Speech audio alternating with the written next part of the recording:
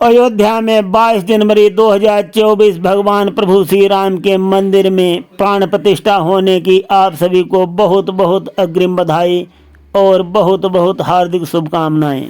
अब हम आप सभी को एक बहुत रोचक कथा सुनाते हैं इस शुभ अवसर पर, और वो भी सुनाते हैं श्री हनुमान जी और श्री मकरध्वज जी का मल्ल युद्ध। जब अहिरावण भगवान प्रभु श्री राम और लक्ष्मण जी को माया करके पातालपुरी में हरण करके ले गया। भगवान प्रभु श्री राम तो खुद ही मायापति हैं, उन्होंने ही अहिरावण की माया को कामयाब होने दिया ताकि सभी निशाचरों का वध हो सके और पाताल लोक के भी निशाचरगण मारे जा सकें। और जब सुबह हुई तब रामादल में राम और लक्ष्मण जी को नहीं देखा। भालू और की सब बहुत दुखी होने लगे, बहुत दुखी हुए। सब लोग इकट्ठे हुए, हनुमान जी को बुलाया गया, बहुत पता लगाया गया, कहीं भी भगवान श्री राम और लक्ष्मण जी नहीं मिले। तब श्री जामवंत जी कहने लगे कि पवन पुत्र, जैसे माता सीता की खोज करके आपने हम सभी के प्राणों को बचा लिया, उसी प्रकार से फिर वही ऐसी ही घड़ी आ गई है और आपको ही ये काम करना होगा। पवन पुत्र जी जामवंत जी की बात को सुनकर बहुत खुश हुए, महान हर्ष हुआ उनको, और अपनी गदा को उठाया और चल दिए। अब इधर उधर खोजते हैं, कहीं पता नहीं लगे। तब हनुमान जी बहुत परेशान हुए, सोच रहे हैं कि अब क्या करूं, अब क्या करूं। तो उनको फिर से वही मंत्र जो उनका मूल रूप से मंत्र है याद आ जाता है। बोलते जय श्री राम और प्रभु श्री राम का ध्यान करते हैं, उनको मार्ग मिल जाता है। धरती फटती है और वो पातालपुरी में पहुंच जाते हैं। और वहाँ भी क्या होता है, वहाँ भी उन्हीं का पुत्र मकरध्वज बैठा है अहिरावण की नगरी की रक्षा करने के लिए। और वो हनुमान जी को रोक लेता है, कहता है कहाँ जा रहे हो, कहाँ जा रहे हो आप। तो हनुमान जी कहते हैं कि मैं जा रहा हूँ पातालपुरी अहिरावण की नगरी और उसका वध करूँगा।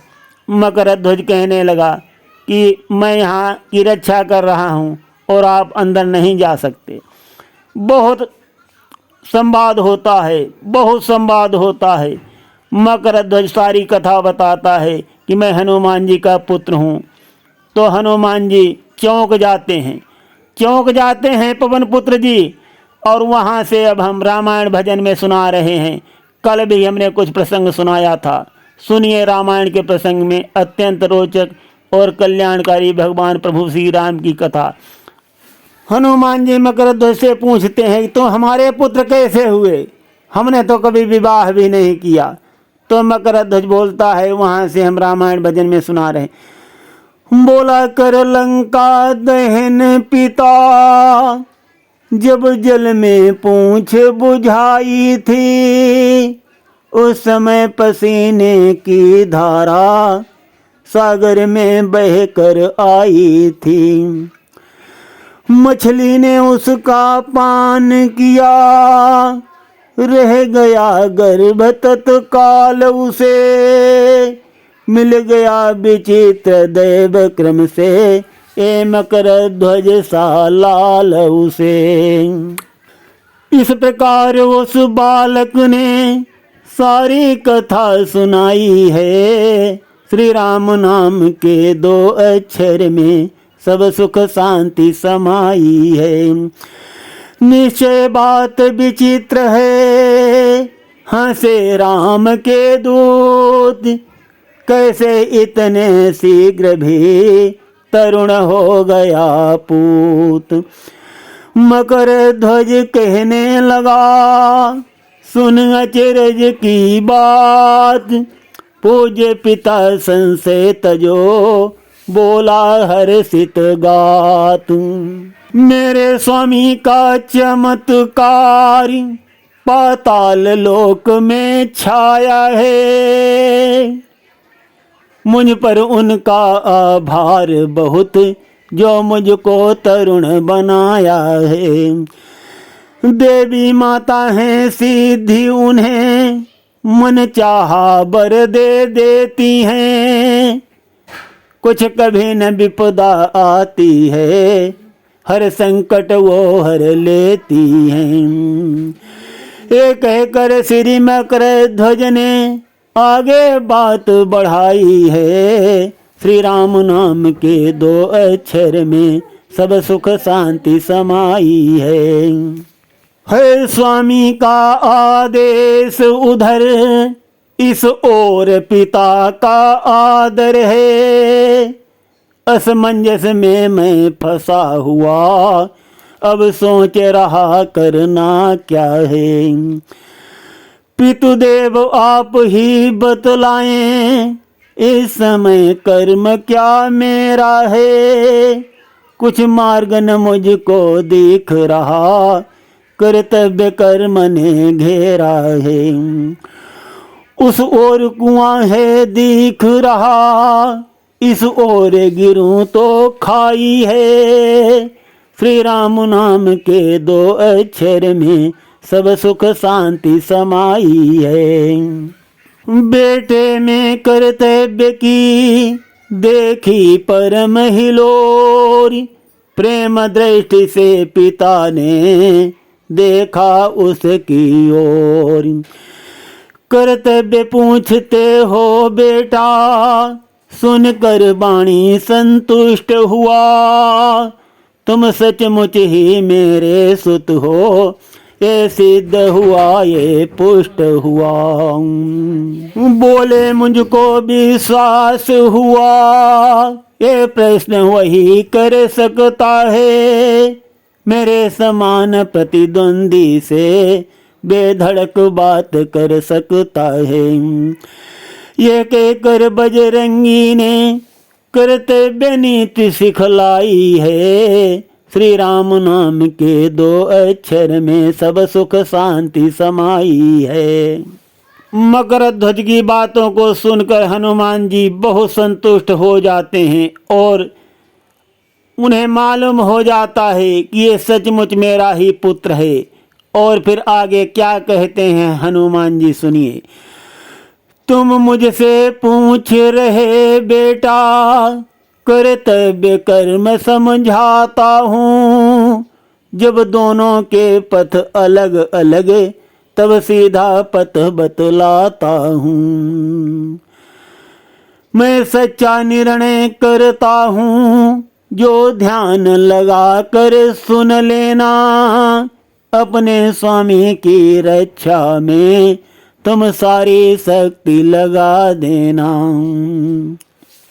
मैं नगर में निश्चित जाऊंगा, संहार करूं अहिरावण का, प्रभु को अपने ले जाऊंगा, इजहार करूं अपने प्रण का। जब लक्ष्य भिन्न है दोनों का, तब कैसा बाप और बेटा, 2 वीरों में मल्ल युद्ध अब होगा इसी ठोर बेटा। भुजबल की आज परीक्षा हो, ये घड़ी कौन सी आई है, श्री राम नाम के 2 अक्षर में सब सुख शांति समाई है। इस प्रकार से पवन पुत्र जी ने अपने बेटे मकर ध्वज को कर्तव्य नीति समझा दी है और कह दिया है कि अब हम दोनों में मल्ल युद्ध होगा, मल्ल युद्ध, और जो भी विजयी होगा वही अपना प्रण पूरा करेगा। तुम्हारा काम है अपने स्वामी की रक्षा करना और मेरा काम है अपने स्वामी की रक्षा करना, तब इसके अलावा और कोई चारा नहीं है। हम दोनों में मल्ल युद्ध हो और जो जीत जाए वही अपना काम बना ले। जब हनुमान जी ऐसे कह देते हैं मकर ध्वज से, तो साथियों देवतागण चिंतित हो जाते हैं। देवगण चिंतित हो रहे हैं कि रे अब आगे क्या होगा। मकर ध्वज भी बहुत बलवान है, कहीं ऐसा न हो कि हनुमान जी को मकर ध्वज अंदर न जाने दे। तो आगे देखिए साथियों क्या होता है अब इस महाकठिन लड़ाई में, पिता और पुत्र की लड़ाई में। क्या कहते हैं पवन पुत्र जी, सुनिए। बल कौशल अब बतलाएगा, किस पथ पर जाना होगा। मछली सुत की जय होगी या अंजनी पुत्र विजयी होगा। जब सन्मुख आए लड़ने को, निज निज शत्रु निहारा है। कर्तव्य ध्यान में आया जब एक दूजे को ललकारा है। दो वीरों के मध्य ठनी उस अवसर महान लड़ाई है। श्री राम नाम के दो अक्षर में सब सुख शांति समाई है पिता पुत्र का घोर युद्ध, आखिर क्या होने वाला है। अहिरावण की माया ने सबको संकट में डाला है। दोनों ही बलधारी हैं, दोनों ही जीवट वाले हैं। निज निज स्वामी की रक्षा को दोनों ही मत वाले हैं। कर से कर मत्थे से मत्था, छाती छाती टकराई है। श्री राम नाम के दो अक्षर में सब सुख शांति समाई है। अपने अपने स्वामी की रक्षा और जय की लड़ाई पवन पुत्र जी और उनके पुत्र मकरध्वज में बहुत घोर हो रही है। कोई किसी से कम नहीं, कोई किसी से कम नहीं, और बहुत घोर मल्लयुद्ध हो रहा है। तरह तरह से अपने अपने दांव लगा रहे हैं। तो सुनते रहिए आगे क्या होता है। मकरध्वज भी तरुण है और जोश से भी भरा हुआ है, क्योंकि वो भी पवन पुत्र जी का ही पुत्र है। बहुत घोर युद्ध हो रहा है, कोई किसी से कम नहीं।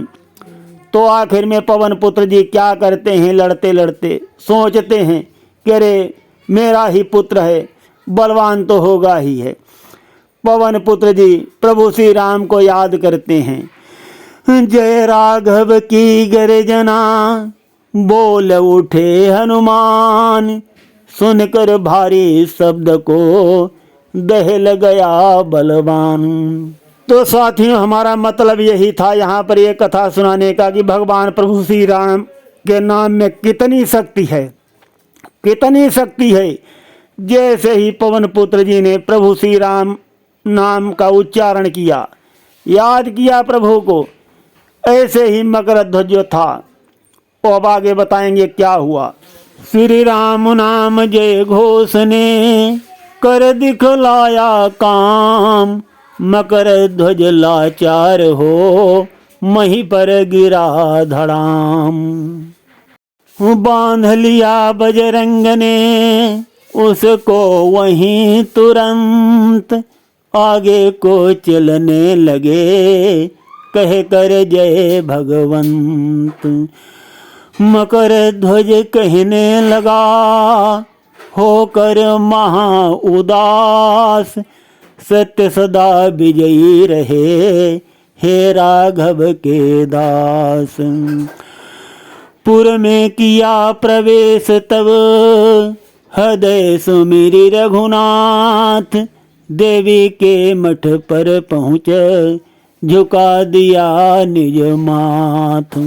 साथियों, ये कथा हमने संक्षिप्त रूप में सुनाई। यहाँ पर जब मकरध्वज को हनुमान जी जीत करके बंदी बना लेते हैं, तब मकरध्वज सोचता है कि अरे मेरा काम तो नहीं हो पाया, मैं तो अपने प्रभु की रक्षा नहीं कर पाया, और कम से कम हमारा पिता ही अपने स्वामी की रक्षा कर ले।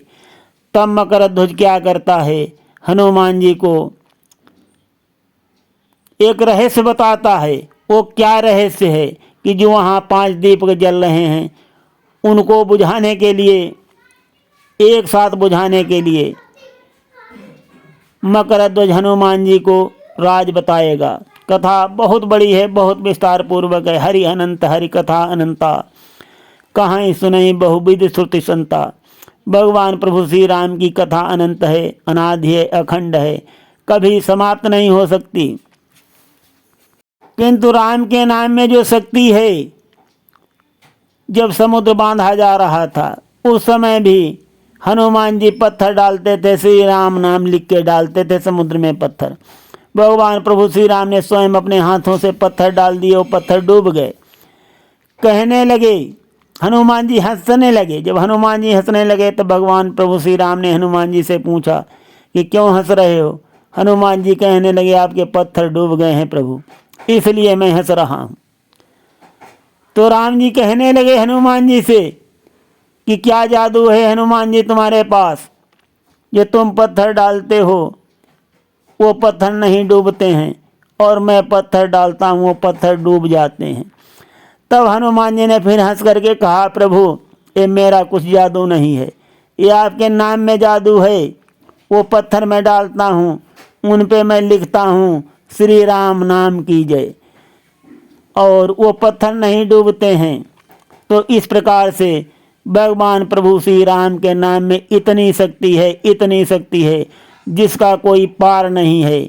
मकरध्वज और पवन पुत्र जी की लड़ाई में देवगण चिंतित हो रहे थे, और जैसे ही हनुमान जी ने जय श्री राम कहा और मकरध्वज को धड़ाम से पटक दिया और बंदी बना करके अब आगे जाएंगे। बोलो जय श्री राम, लखन सिया रामचंद्र की जय। अब हम कथा को यहीं पर विश्राम देते हैं। सुनते रहिए अत्यंत कल्याणकारी और रोचक कथाएं गिरीश आध्यात्मिक ड्रीम में। धन्यवाद।